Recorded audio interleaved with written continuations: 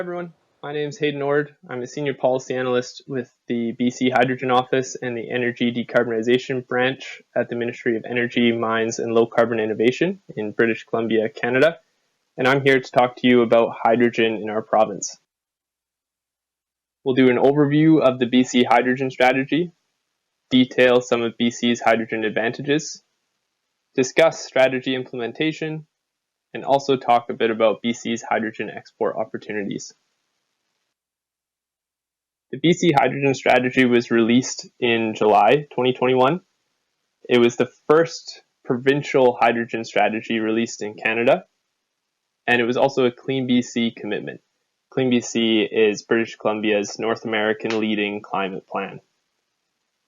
The hydrogen strategy clarifies how British Columbia will promote, incentivize, and support the development of hydrogen production, use, and export over the next 10 years and beyond. And it does this by detailing 63 policy actions that are spread across the short, medium, and long term. A big part and reason for the BC Hydrogen Strategy is to acknowledge that British Columbia has a lot of hydrogen advantages to begin with, and how can the province leverage those advantages to work with partners in the private and public sector to make British Columbia a leading hydrogen jurisdiction. BC has the natural resources to produce hydrogen via several production pathways. We have clean electricity to produce electrolytic hydrogen, vast natural gas resources, actually the largest in Canada, to produce hydrogen from natural gas, whether that's steam methane or autothermal reforming with carbon capture, utilization, and storage. And we also have significant carbon storage capacity to enable those natural gas pathways.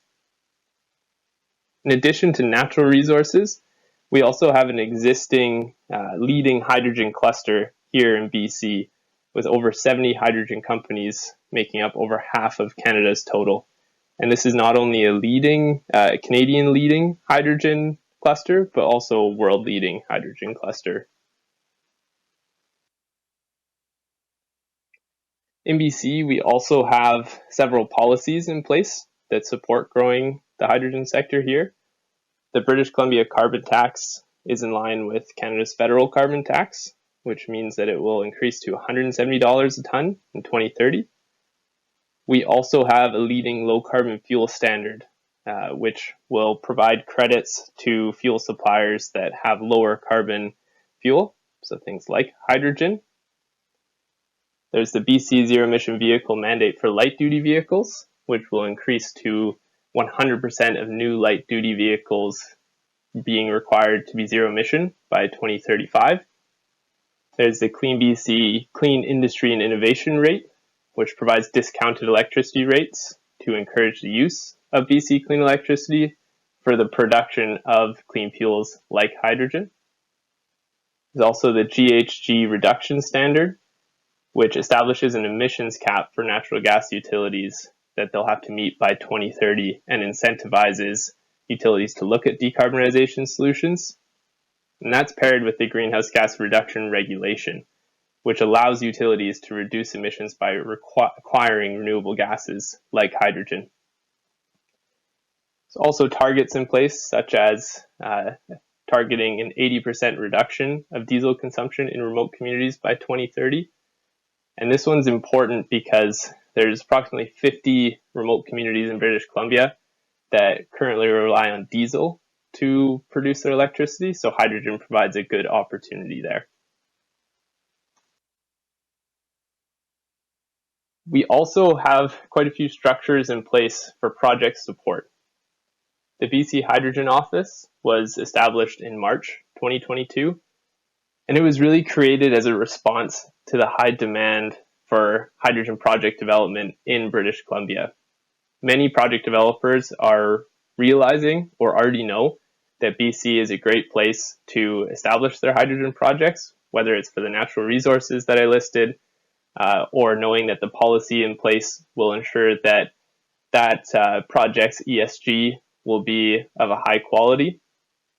So the office is designed to work with companies to navigate the project development process, to help ensure that these projects are successful from concept to completion. That means that when a province comes to British Columbia and is trying to navigate the provincial regulatory framework, that there is a dedicated resource here for that project to go through that system and also to make partnerships and manage the municipal and federal government sides of the project.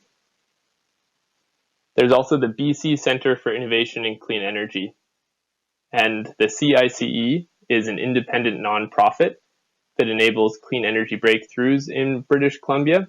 It was founded by public and private partners, British Columbia being one of them.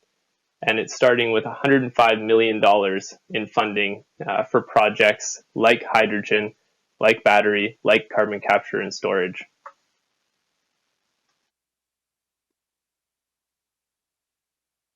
So in 2022, we set up an implementation plan that we're moving through, and that is identifying legislative and regulatory gaps for hydrogen project development, establishing a declining carbon intensity threshold for low carbon hydrogen to make sure that hydrogen used domestically and produced here in BC is aligned with our net zero by 2050 target.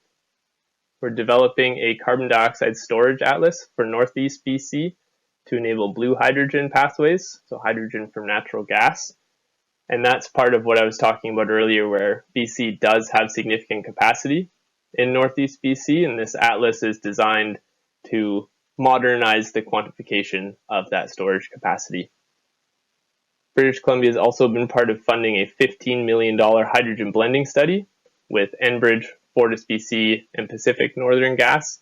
And that is a study that's going to look at the technical aspects of blending hydrogen into BC's natural gas network, which is important because any large-scale hydrogen project in BC has a good opportunity to partner with utilities to create demand via blending into the natural gas network. Lastly, but very importantly, we're planning and establishing regional hydrogen hubs across BC. So you can see with this map some of the proposed hydrogen hub areas across the province, and hydrogen hubs are essentially the framework of co-locating hydrogen supply and demand to get over the chicken and egg issue of which comes first. So the areas that have been identified either by current characteristics or future potential for good hydrogen hub locations are Metro Vancouver. That's the largest dot kind of in the bottom left of the map there. Northern BC, you can see the green dot a little bit further up north there on the right side. Southern Interior, which is in southeast British Columbia, and then Vancouver Island. So for the first hub, we're focusing on Metro Vancouver to develop a hydrogen investment blueprint in partnership with the BC Centre for Innovation in Clean Energy. And this will essentially be the first BC hydrogen hub analysis. And it will include a demand and supply analysis, detailing project sites, as well as the infrastructure required that's either in place or will need to be in place to enable projects across the Metro Vancouver region, so looking into electricity transmission, natural gas lines, ports, rail. And all of this is being done with the goal of facilitating investment, commercialization, and partnerships across the region. Given BC's location, it is a jurisdiction that has good potential to be a supplier of clean hydrogen to countries that are going to be likely importers, such as South Korea, China, Japan, and into the US's Pacific Northwest. And British Columbia is certainly interested in establishing strong relationships with these jurisdictions to establish trusted supply chains of clean, low-carbon hydrogen moving forward. In addition to our proximity to the several large export markets that I detailed on the previous slide, BC has several other strengths for hydrogen export.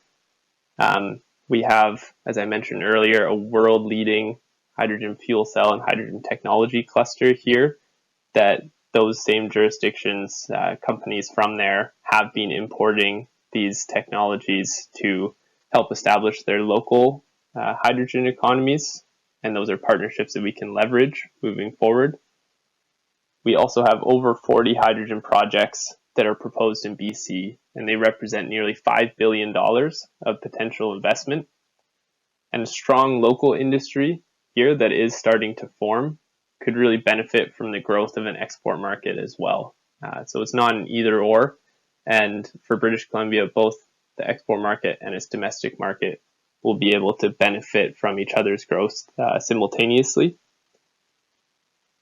As a coastal jurisdiction, we also have the availability of deep water harbors, which can handle large ocean-going vessels. So we have good tidewater options through the Port of Vancouver as well as the Port of Prince Rupert. Thank you very much, everyone, for listening today. Again, my name is Hayden Ord. I'm a Senior Policy Analyst with the BC Hydrogen Office and Energy Decarbonization Branch at the British Columbia Ministry of Energy, Mines and Low Carbon Innovation.